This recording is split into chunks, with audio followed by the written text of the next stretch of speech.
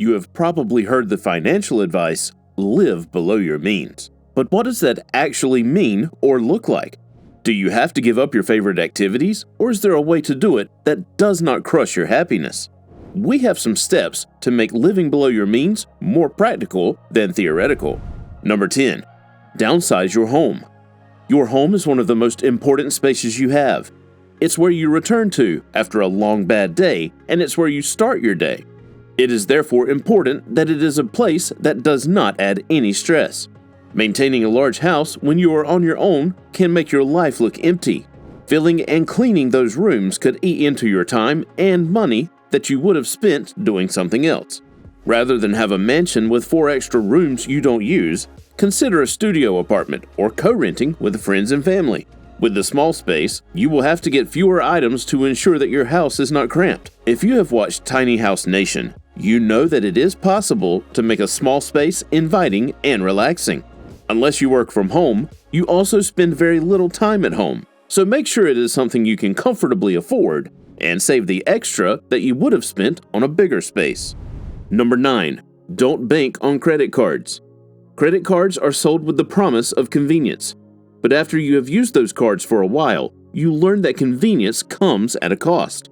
There are so many arguments for using credit cards over walking around with cash. Most of them are sound, except for the fact that credit cards allow you to spend more than you would have. Credit cards make it easy to shop impulsively. If you have your card and see something you like, it's easy to add that purchase to the card, something you wouldn't do if you had cash in hand. You also incur sizable interest rates on your credit card depending on which card you use. If you can't go without your credit cards, consider having them locked until you have paid off all the outstanding debt on them. The average American could incur as much as $6,194 in credit card debt. So get rid of your credit cards and shop with cash. This will cause you to be more mindful of the things you spend on. The good thing with this approach is that if you don't have the money, you will not make any purchase, and you could save all that money. Number 8. Ignore the crowd. As societal beings, we are always curious about what people around us are doing. We don't live in a vacuum, and social media has brought the people to us in the comfort of our own spaces. We don't have to go out looking to know what our neighbor down the street has for dinner or where our colleagues hang out for their vacations. It would be okay to just look out for what other people are doing, but this usually stirs up feelings of comparison, jealousy, and competition. To keep up with every Tom, Mary, and Harry, we start to spend more than we have. Vacations to the Maldives rather than having staycations, eating out at expensive restaurants instead of cooking at home. You could end up in debt just trying to keep up with that sort of lifestyle. If you can't afford that, there is no shame in it. You can find great things within your financial bracket, free entertainment and great spots around you. You will also be happier this way without the financial stress and depression. Live your life in a way that makes sense to you and save money. Number 7. Build an emergency fund. Usually, the amount of an emergency fund is what you can comfortably live on for 3 months if you lose your job. The average from most financial information is placed at $1,000. Life is unpredictable. Things happen that you didn't see coming. It is therefore imperative that having an emergency fund is at the top of your priorities. While you are pursuing your emergency fund, if it is your priority, you will start to cut out meaningless spending. You need a goal and action steps to achieve your emergency fund. Set a day by which you want to see your emergency fund up. Decide how you are going to put money in your fund. Do you want to set aside a particular amount every week? Once you have those goals in place, you will only spend money on your needs rather than wants. All the extra money that you would have spent on non-essential items will be sent to your emergency fund, and this is a better investment than those new sunglasses that could break before you even get home. You need to think long-term if you intend to save money. Number 6. Live healthy. If you think living healthy is expensive, then you have probably never looked at a hospital bill. It has been said that you could pay up to $300,000 to take care of your health after retirement. Therefore, it's important to start taking care of your health right now. Cut down the amount of caffeine you ingest. As much as you can, have a balanced diet. That means cutting out the fast foods you enjoy. Plan to have them at least once in 2 weeks. Start to take walks and runs around your neighborhood. You could as well exercise in your living room. This would require discipline, but saving money is also a cultivated habit.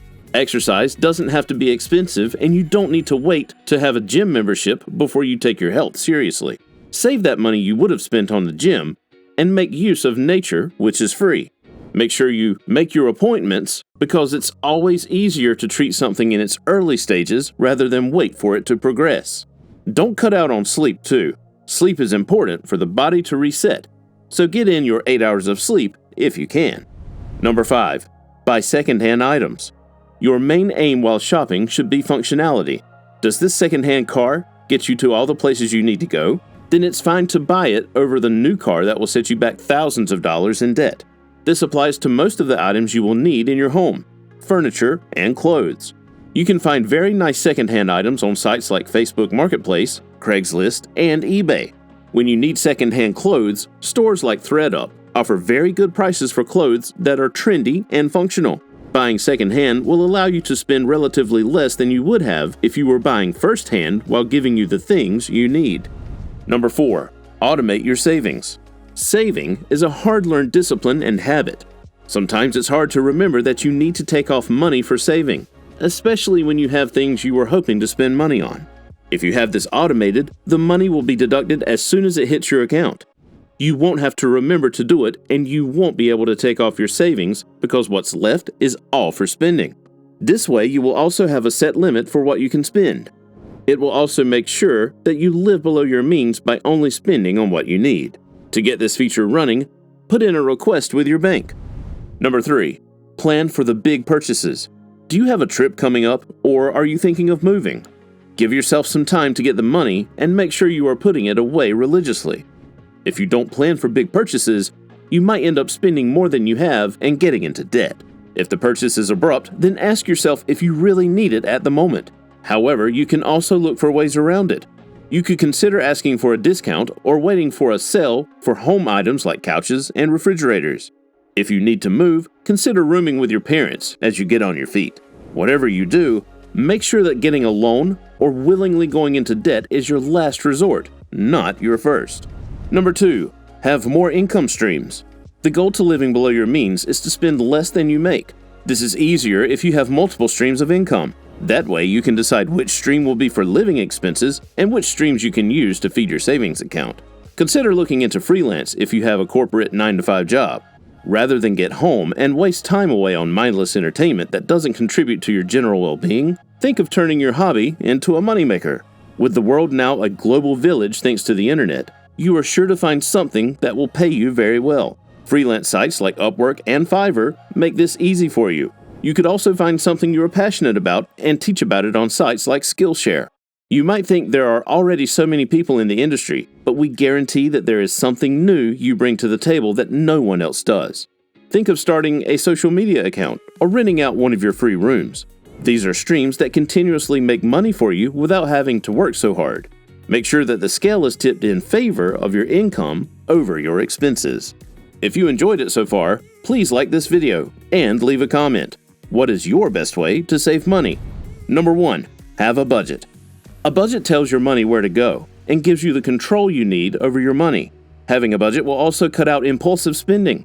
Start your budget after you have put aside your savings. In other words, pay yourself first, then get to other things you need to budget for. Make sure that your budget lists the necessities first: food, bills, and transportation.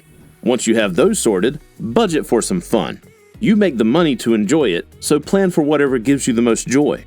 Going to the movies at least twice a month, eating out at least twice every week, and going to a great event in town, a concert or otherwise. There's no particular formula you need to follow for a budget. It could be for a week, a month, or even a year. As long as you budget for the necessities first and are sure of your income for that time frame, you are good to go. Make sure you follow the budget too. It makes no sense to have a budget and then go on spending like you don't have one. This way, you will live within or below your means and successfully save plenty of money.